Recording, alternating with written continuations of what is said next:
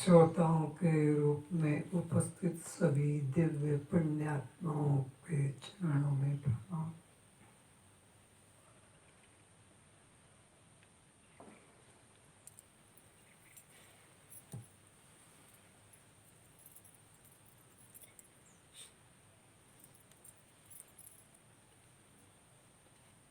जिसने एक ही ब्रह्म तत्व का साक्षात्कार कर लिया है कि यहाँ एक ब्रह्म के अलावा किंचित भी अन्य नहीं है,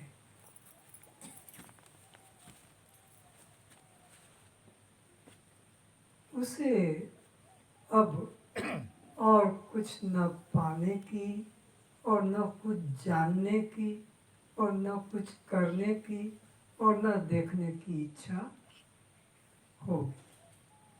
पर जिसकी दृष्टि में अद्वैत तत्व उतरा नहीं, जो भिन्न भिन्न आकारों में निष्ठा करता है, वह कभी भी शांत नहीं हो।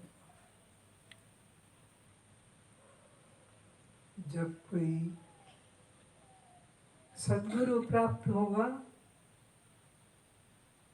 तो उसकी वह भिन्नता की दृष्टि को हटाकर अभिन्नता में जोड़ेगा कि अलंकार अलग अलग है भाई, स्वर्ण तो एक ही है।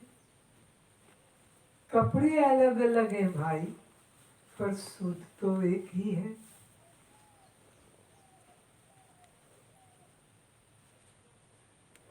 वृक्ष के पत्र पत्र अलग हैं, लेकिन टहनी तो एक है।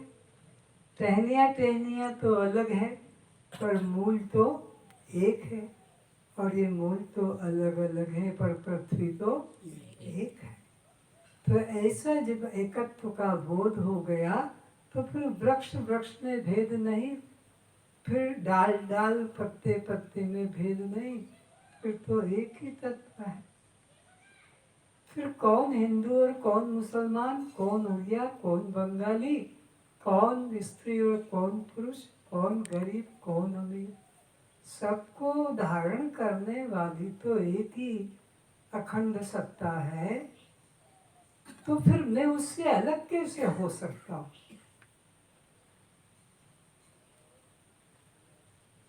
मैं कहाँ से जाकर खड़ा होकर कहूँगा कि वो अलग है और मैं अलग हूँ, जब वो एक अपना बहुत लंबा चौड़ा घेरा बनाए हुए है।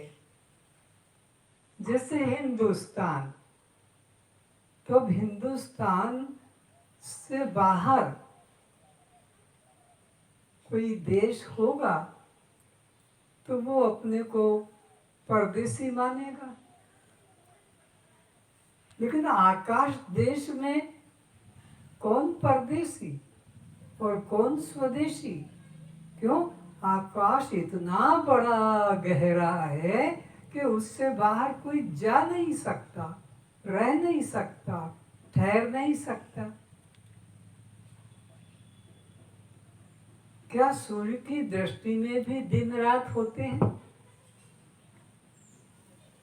क्या सूर्य की दृष्टि में भी सर्दी गर्मी वर्षा होती है? क्या सूर्य की दृष्टि में भी ये तुम्हारे 7 दिन होते हैं, ये तुम्हारी 15 तिथियां होती हैं? सूरज के लिए भी कभी अमावस्या और कभी पूर्णिमा होगी। सूर्य के लिए कभी कोई महीना तारीख है ना।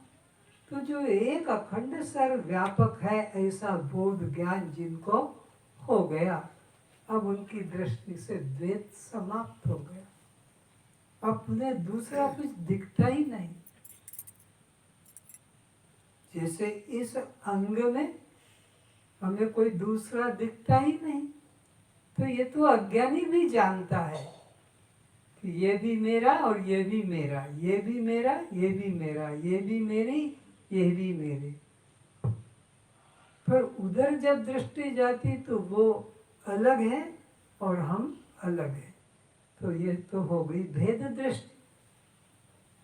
और जब भेद दृष्टि नहीं है तो फिर सब में मैं हूँ। जिससे पूछो कौन हो तो उत्तर मिलेगा मैं हूँ। कौन हो? मैं हूँ, मैं हूँ। तू तो है ही नहीं। सारे पृथ्वी पर ढूंढ लो, तू कोई नहीं है। सारी पृथ्वी पर ढूंढ लो, वह भी कोई नहीं है। जहां भी जाओगे, जिसे भी छू कर पूछोगे कौन हो, तो सबसे पहले उत्तर निकलेगा मैं सो एंड सो। वो बाद में, पर मैं यह हूं। तो पहले क्या निकला, यह कि मैं?